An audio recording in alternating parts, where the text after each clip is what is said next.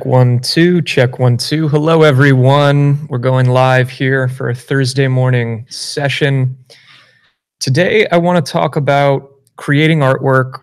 We're coming into the visual essay. Everyone. We're going. Oh, excuse me. Let me not do a feedback loop here.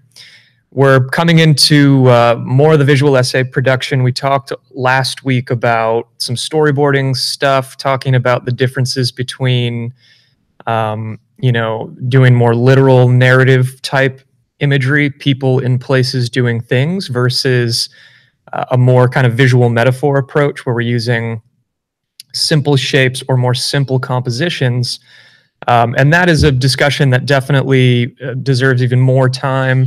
The storyboarding process is probably the most important and most difficult in trying to create a film. But then the other really big mountain to climb is then creating artwork. So let's talk about, this is going to be a little bit beginner level. We're going to talk about going from kind of the sketchbook into Adobe Illustrator, and then talking about Photoshop and the ways that we can have kind of a vector art base, but go into Photoshop and try to make improvements and do some of our workflow correctly there. So let me go ahead and screen share here a little bit.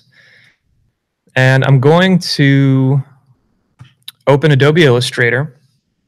And the first thing I'm going to do is go grab a sketch that I had going. And when I'm kind of in the early stages of trying to figure out images or graphics, I'll just open a Photoshop document and, just start drawing kind of the various ideas in a single image. And when you're producing your visual essay, whether you're going to do this on pencil or paper, whether you're going to do it digitally, it doesn't really matter. You just need to find a way to then get that into Illustrator. So if it's on pencil and paper, snap a photo with your phone or scan it on a scanner. And I'm here in Florida now. We've got this kind of new little project I'm working on called Create Academy. That's going to be a physical campus for people to come and build their portfolios at. And one of the key images I really need to get across is just the idea of building the portfolio is the final result. So I'm going to take my sketch JPEG, then I'm going to come in here and create another solid, select both, and just hit Command-7. And I just want to mask in this single part of my kind of sketchbook entry here. I'll come back to the other ones later. And then I'm going to scale this up a little bit and just kind of work with it here in the frame, get it kind of lined up. And so I think that looks pretty good. And so the idea is pretty clear, right? Like we've got this person on the ladder going up to put the Hire Me button on the top right corner on a ladder. And so here we are. Let me make sure I'm not missing anything here in Slack. This is kind of step one, right? Is the concept. That's the thing that is really the hard part to figure out. So I've come up with this little sketch, and the first thing I'm going to do is just lock down this layer, create a new layer, and just see how quickly I can block in these shapes. I'm going to start with the very face of the portfolio here. And I'm not going to worry about color yet. I'm just going to work in grayscale just so I can see some of the blocking. So I'll just choose a gray.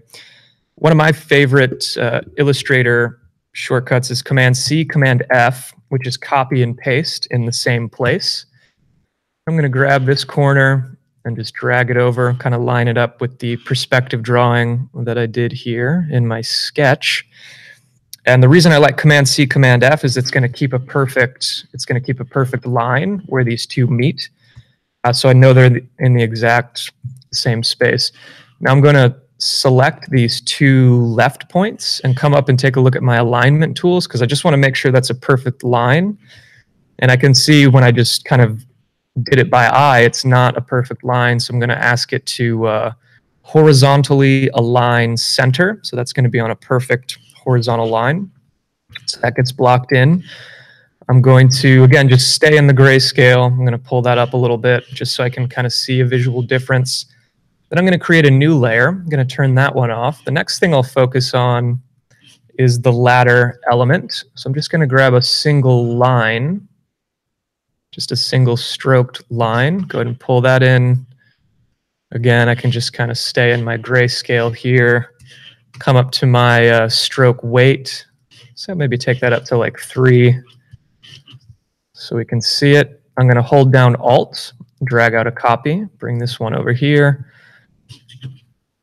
come back to my, my single line tool, and I'll just create one of the horizontal pieces.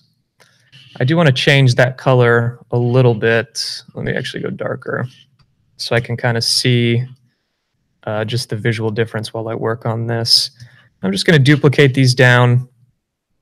So 2, 4. It goes quickly once you know, that exponential curve of duplicating. So then I'm at 8. Now I've got 16. I'm going to line up the bottom one with my sketch. Then I'm going to select all these horizontal pieces. And again, look at my align tools and do a vertical distribution so that the distance between each of the steps on the ladder is exactly the same. And I think I want my horizontal pieces to sit underneath the vertical ends of the ladder there. So I'm going to get that guy blocked in. Go ahead and turn that off. I'm going to create a new layer. Come in here and start blocking in these squares. And I'll go even darker here. And we'll just drag those out. 1, 2, 3. And it's a really simple design, which is kind of why I wanted to focus on this one this morning. And I really like using these alignment tools, making sure everything's distributed exactly, you know, exactly right. So that's that. Come in here with some text. I'm trying to be cute and use the word folio here for portfolio. That might be a little too much inside baseball. Might have to change that. And on this new brand that we're building, we're using Brandon Grotesque, which is just an absolutely adorable font. And, you know, we'll say like this is the work tab. So if at 50 point, I'm going to cut that all the way down to like 1/3 the size. Say like work. There's an about section on the website. I think I'll just keep it at 2 actually. So those are some of the front elements for the front of the portfolio. I'm going to create another layer, and I'm going to work on this hire me button that our character is staging here. I'll just go ahead and keep that a solid. I think that works for now. Actually, on the new layer, this is kind of the point of the shot. It's like the hire me button. It's kind of what we're getting at here. Pull this into the center. That's on the wrong layer. I need it on this layer, the button layer. Just go ahead and blow this up a little bit. Not too big. And, you know, again, I can kind of align these in the middle, do a vertical align, although I'm going to hit Shift-Command-O to actually turn the live text layer into actual points so that when I do my alignment, it's exactly correct. So it's too big, but that's okay. We're just going to need to pull this guy down a little bit. And for animation purposes, I probably wouldn't even put it into place, but just for now, just for the demo, I'm just going to line it up. Where you at? Rotate. Come on. Move it into place just so we can, you know, we could kind of call this a style frame, right? And the character, you know, the character's a problem of its own. That's something that we can go ahead and kind of stage it for a style frame. But, you know, we would need to figure out rigging. We would need to figure out exactly how we're going to animate that character. But just for the purposes of what we're doing here, let's just treat it more like a style frame. And just block it in so we can kind of be thinking about color and shape and that good stuff. And it's a little rough at first, and that's okay. It's definitely kind of a process of putting shapes into place. And let's pull this a little bit off. being so dark. And let's just get his pants in real quick. I think the crotch needs to be a little higher. Kind of putting the hips on an angle a little bit. See, those legs are way too short. They look way better if they were actually about twice as long, unless I make the torso a little smaller.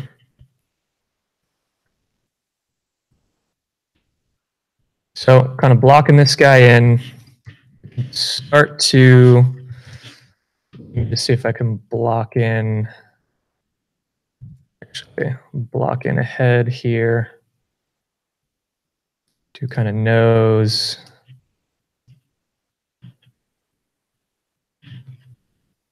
Just a super rough, blocky face might go. And we could take that darker, see what we're doing there. So, make sure I'm not missing any questions or anything like that.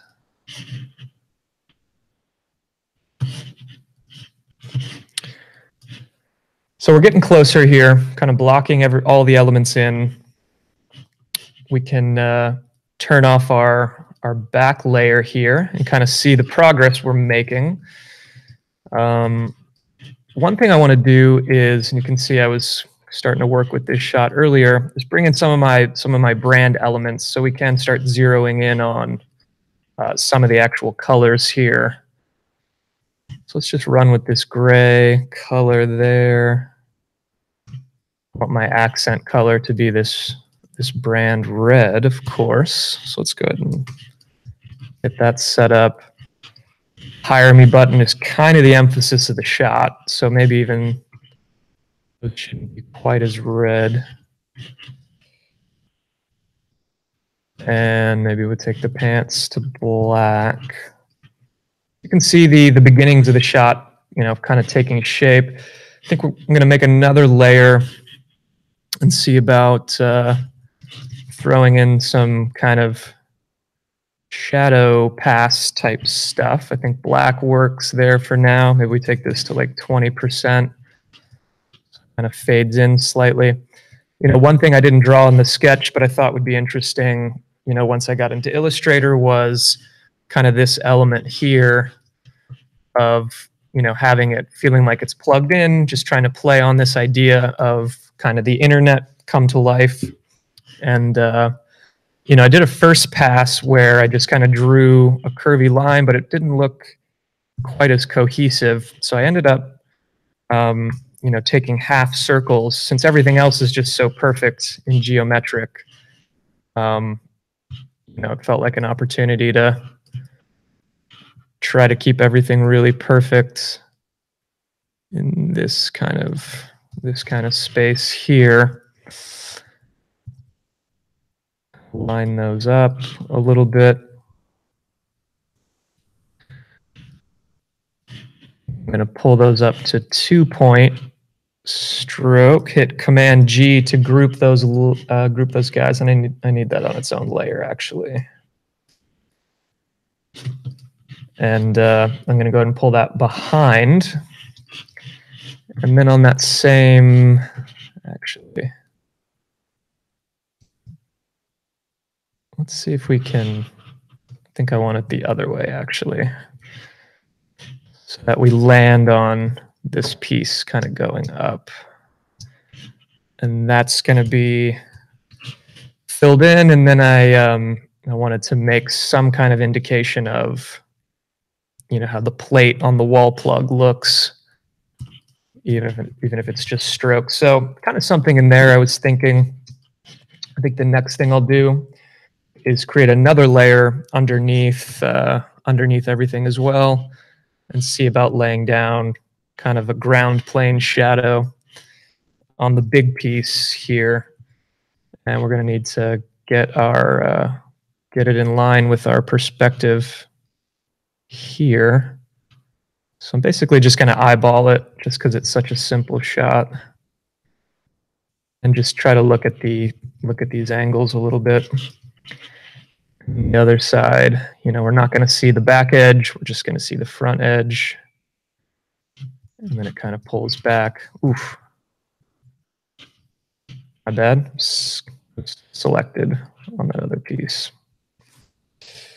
So we're not going to see the front edge. Just going to pull that in. It's a little far forward. We're going to pull that in. So these two front pieces, I really want those to be perfectly distributed. So I'm, again, use my align tool there and pull this up. But I'm just going to eyeball it and whatever looks correct to my eye. I think that's close. So again, maybe we pull this to like 20%. Actually, like 50, just so we can see it a little better. So I've got the shot blocked in. Now there comes the question of really trying to refine it, thinking about some of the style, thinking about the background. Let's see. Make sure I'm not missing anybody's questions or anything like that.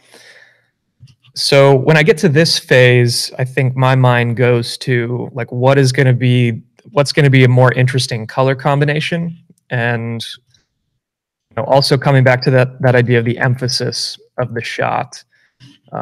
So I think a really easy way to go about this is just to grab the Artboard tool, Shift O, hold Alt, and just, you know, bring everything out. Actually, Artboard tool. Why aren't you working, Artboard tool? Oh, I think because my big artboard. I'm pulling the big artboard. There we go. Excuse me. I'll go ahead and drag that out. I'm going to drag it out again.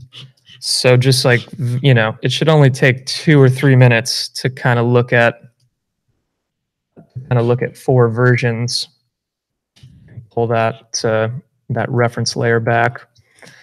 And so, you know, right off the bat, let's say like, okay, that's version 1. I don't think it looks terrible. I don't think it looks great.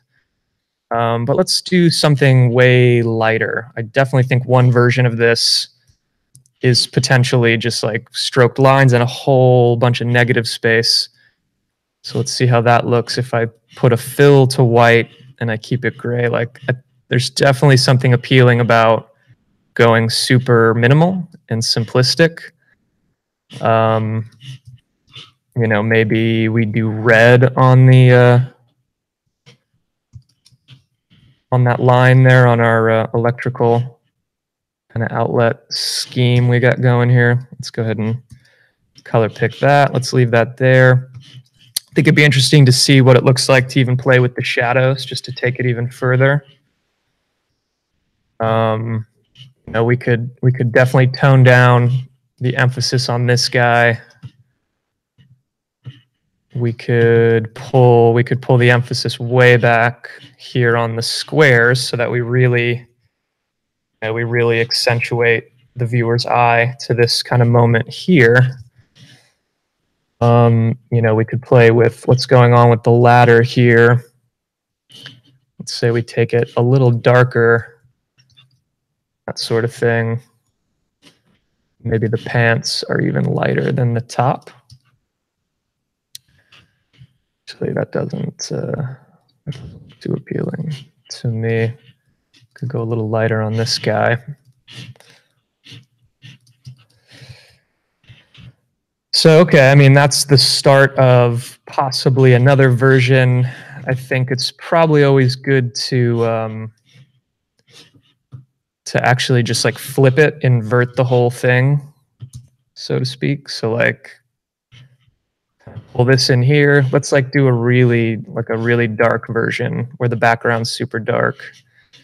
And so a lot of this other stuff, you know, this guy, let's flip it, right? So we're just going to kind of invert most of what we have going in the scene here. Maybe we take that to red as something a little more playful.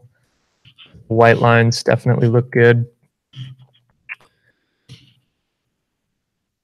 Again, I think we could take it super light, or we could even play with this idea of like keeping the fill really dark. Yeah, let's actually kind of go down that road for 2 seconds here, where we are doing that stroked look. Just going to color pick that. See, like, there's definitely something there that my eye really likes. A lighter shadow, maybe that's interesting. Obviously, on our character, we then need to kind of invert that stuff as well. And, you know, maybe the emphasis does need to be on these squares. I think these squares in my mind, too, are going to contain, like, different textures in each one. Just to give the scene more variety, right? Because it is simplistic, but probably needs a little bit more going on. So we maybe grab our shadow here, take it to kind of a lighter one, maybe even lighter. We got to make sure we can see the difference there. Maybe that's another version that has some potential.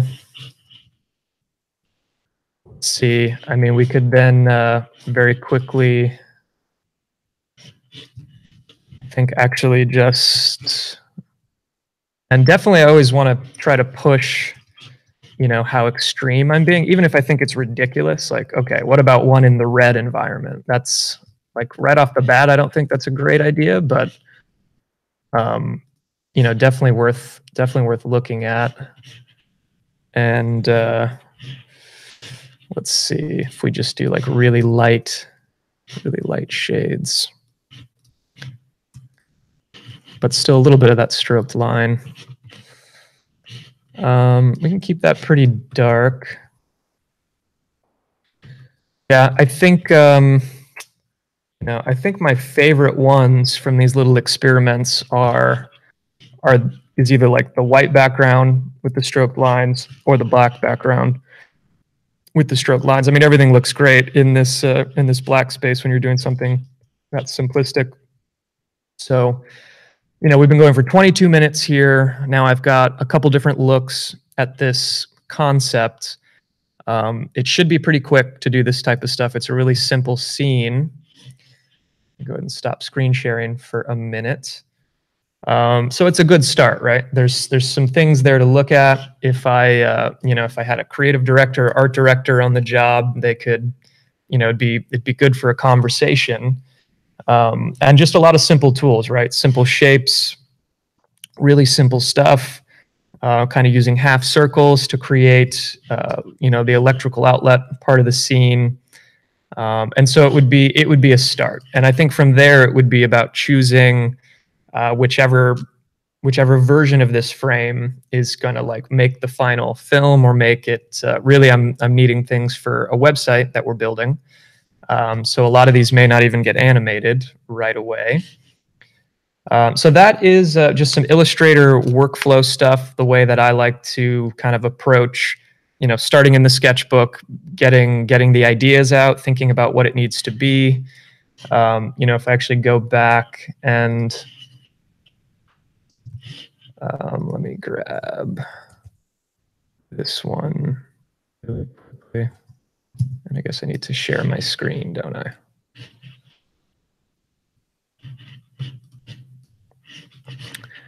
You know, if I actually pull this back out and get rid of my my clipping group here, some of the other shots, or just some of the other ideas that that I need to communicate. And I think it'd be, you know, just based on going through what we just did on this shot, it's like pretty obvious how I would get these set up too, right? Just quickly blocking in the layers. I definitely think this concept's really important here about curating and kind of, you know, this moment of pulling all these various elements and resources into the box there. More character stuff, which definitely, you know, early in the process, it's just about, I think it's more about the larger idea.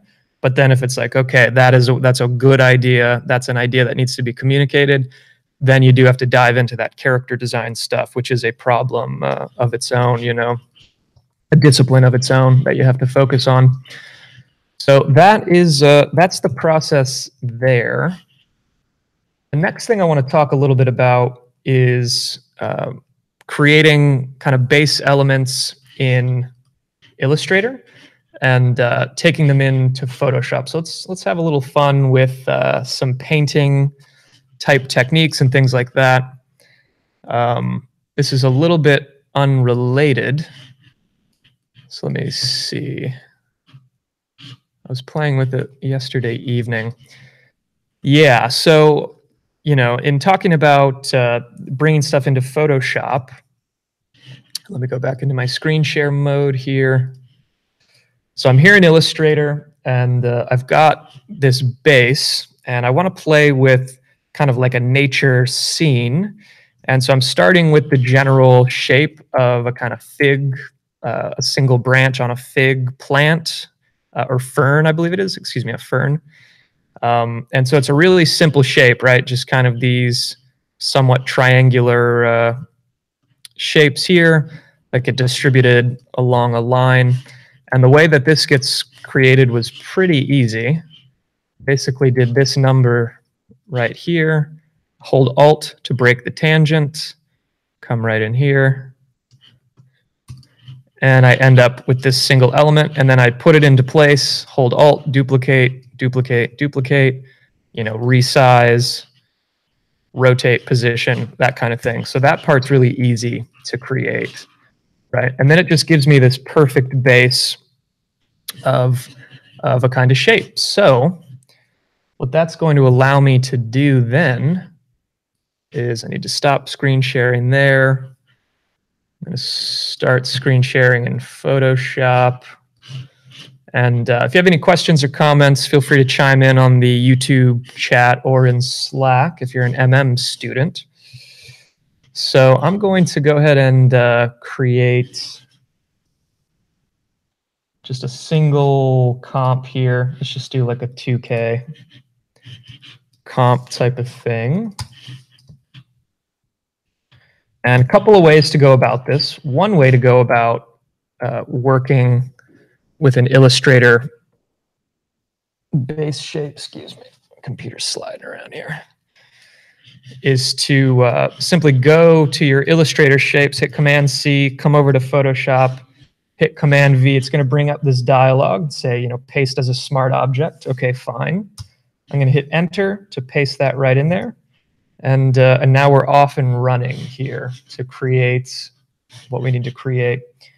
So first thing I want to do is get some of our colors, going here. And I'm going to actually just add some color directly to this base shape.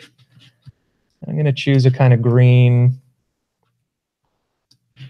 some kind of green color that I think works, maybe a little darker, a little more dull in that regard. Then I'm going to create a new layer and come back and command click on the actual previous layer in where I see this checkerboard pattern, command click, and hopefully you can see it through the stream. That's going to create these kind of marching ants selection that is live. And if you want to turn that off, you can hit Command D, and that deactivates the selection. I'm going to go back in here and Command click and come to this layer, and I'm going to call this layer highlight. Use I to grab my the color eyedropper tool here. Then I'm going to push this in a much lighter direction, and I'm going to hit B to bring up a brush. I'm going to grab a small brush, and I don't want it to be too hard. I actually want it to be pretty feathered, and I want to do a highlight pass. I want this to feel way less flat. And so the great thing about this selection, right, is if I start kind of drawing this highlight on here, it will only put paint down inside the selection, right? So I can just kind of go through here. That's already a little too big. I'm going to make my brush a little smaller. I want it to be I want it to be really subtle. And I may even have to go back and do some erasing. But this is going to be the foundation of trying to get this to look a little more like it has a little more dimension. If I pull out, and because it's so small, it's kind of hard to see, I'll hit Command D. You can see now that center stroke is starting to look just a little bit more 3D. And I can come in here with my eraser and kind of turn my eraser hardness down as well.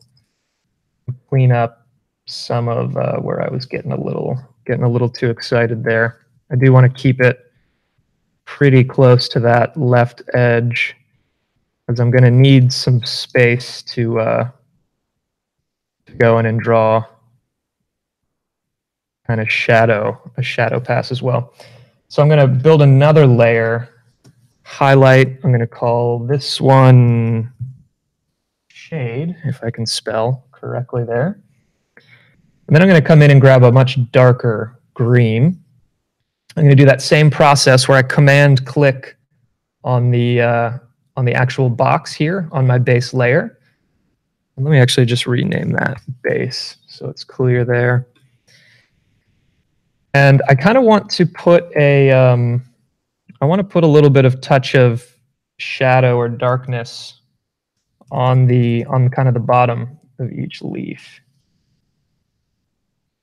And I need to hit B, bring up my brush. I'm still in eraser mode. So that's real dark, but you see where we're going with this. And I actually don't mind starting out a little too dark, because I can always dial this way, way back if we need to. And I'm here on the 13-inch Cintiq. Oh, that's a little too much.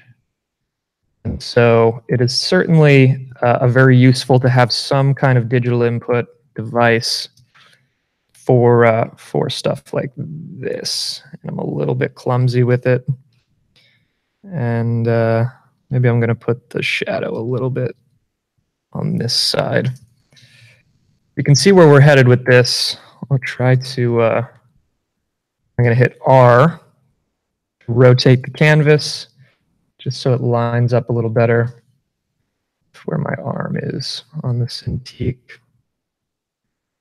Pull in some of this little shadow. And this is a really simple way to go about it, right? This is not going to be photorealistic. The shadow work would all have to be way, way more, dynamic. I'm going to hit E, just pull that back a little bit on the eraser. Pull that back where it needs to go. So you can see those two layers are going to get me to looking a lot more three-dimensional right off the bat. Now the next thing I want to do, this tilt arm is a little messed up on the iMac here. So the next thing I want to do is create another layer, and this time I'm going to try to have a little bit of fun with some of my brush selections here. So I'm going to go to my brush presets, and I'm going to load up these acrylic brushes, which I believe come from Kyle Webster's brush sets, and just a really, really good resource. And now all of those are actually included in the base of the newest version of Photoshop, so that's really cool.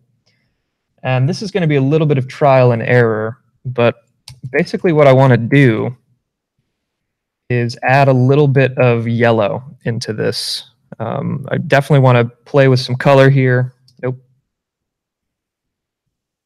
Don't do that just yet.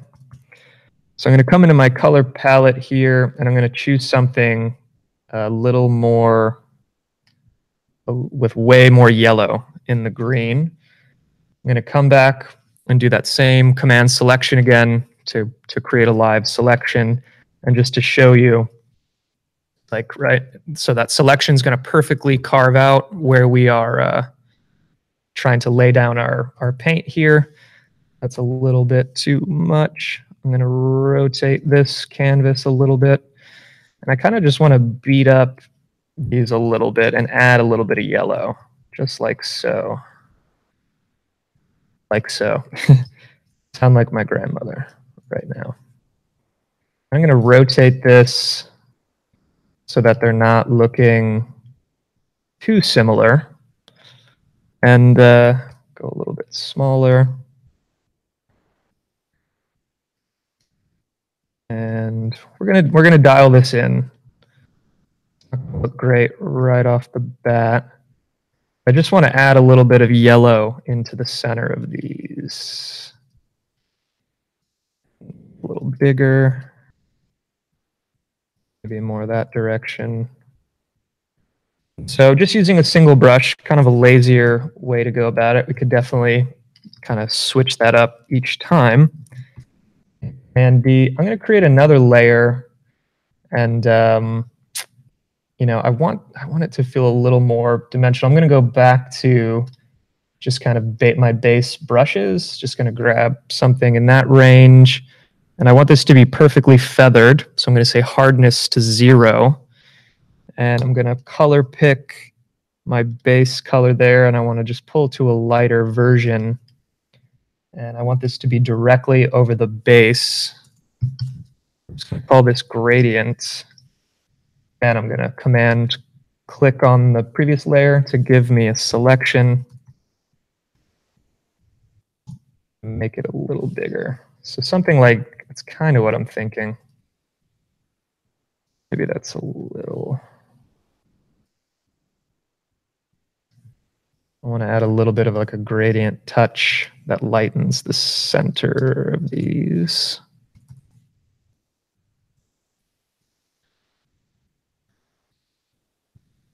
And then I think it's going to be, you know, kind of adjusting colors or adjusting the opacity.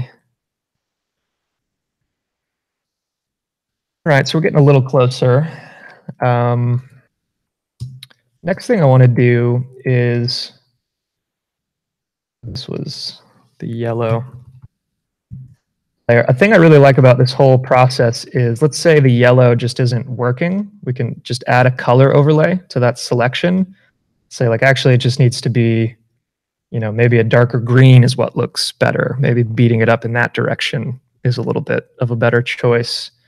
And so like, okay, we can go with that. We can stay with that for now. Then I want to just start being a little bit more playful and adding in some other elements and just getting some other colors in here. So let me add some blue, go down the line here and add almost like little blue, I don't know, blueberries, but just like, let's say this plant produces these little blue guys here. I'm going to make them kind of big on the base layer because I want to then go back through and add some dimension to those, right? So we can get that flat look. So if I say blue base, I'll go ahead and create another layer. I'll select my blue base, and then I'm going to come in here and grab a darker blue, and let's like carve in some depth on each of these. And it can be really simple, right? Once we get that shadow pass in there, it can be simple enough. Just really want to make sure that that first line feels curved, right? So those are feeling a little better. I'll create another layer. So I'll go back and I'll say blue dark. This top one is going to be a blue speck. So, you know, remember from your C4D kind of training, you know, you can really define the nature of a material if it has a specular highlight. So I'll come in here. Let's see, do I have a light enough color? Even lighter, almost all the way to white. Make it small. I'll just add a little specular highlight to each one. We added that shadow. And the specular highlight usually runs the direct opposite of where the shadow is, right? Because that would make more sense. So hit Command D, and I'll just go ahead and group that whole, those 3 layers we just did. Call those, for now blue. Go ahead and create another layer. And I just want to keep going with various colors. I'm going to come into maybe like a purple. I'm going to take my brush size to, let's say 3. And let's do something like this. Let's get some different forms in here. And this is kind of similar to what I was working on. And that looks really rough so far, but that's okay. And let's do a thing where it's like they're kind of, they're kind of like weaving around.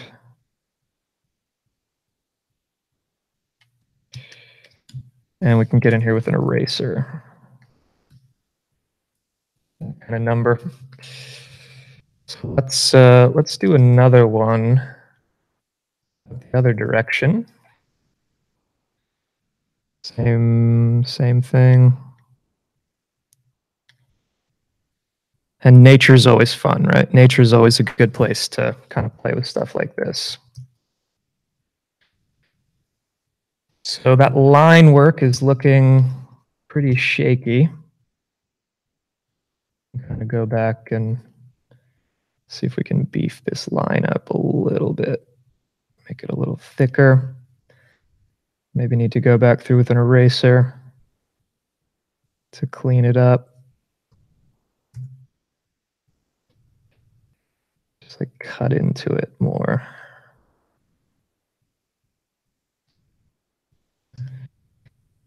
And this line work is looking extra shaky. See if we can. And grab my eraser. Try to clean that up a little bit. So, I mean, we can keep kind of repeating our process of, working with a highlight pass or a shadow pass just to give it a slight appearance of depth. And I really like the purple against the green, right? And that's like a good kind of color theory cheat. Let's say it just like stops right there.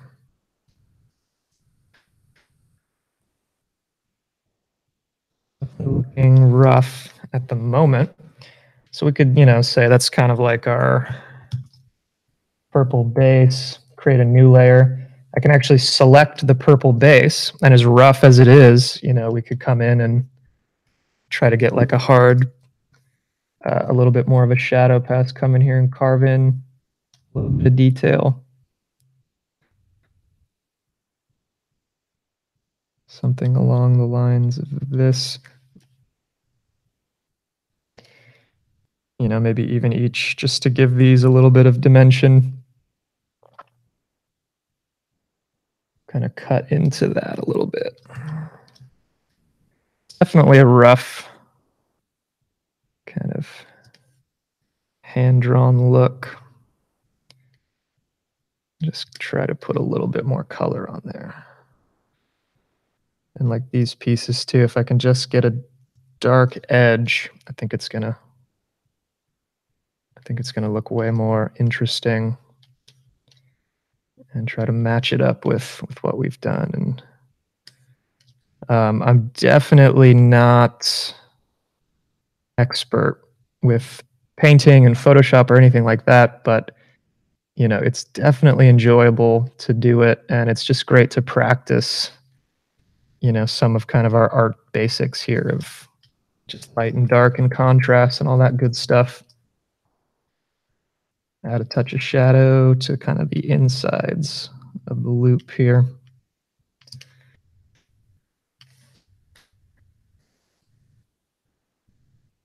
There we go. Hit Command D, deselect that. So we've got the start of kind of a nice little illustration here. We've been going for about 20 minutes. I think one thing we can do is I'm going to hit G and go ahead and fill in the background, and it's definitely going to look a lot better with kind of a darker background. So that's really dark, but I wonder if I could try to get like a shadow in here.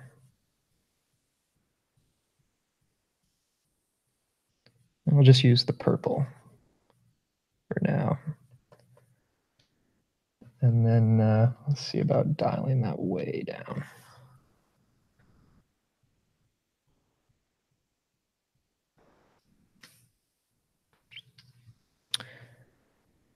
So let's try to add a little bit more kind of playfulness to this scene.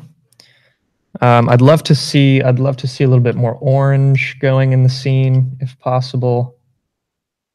Maybe like a yellow orange, actually.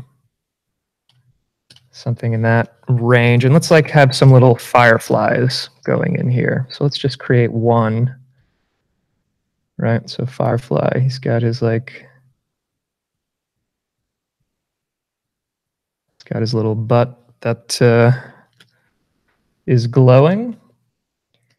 And the background's black, so let me go to like a gray.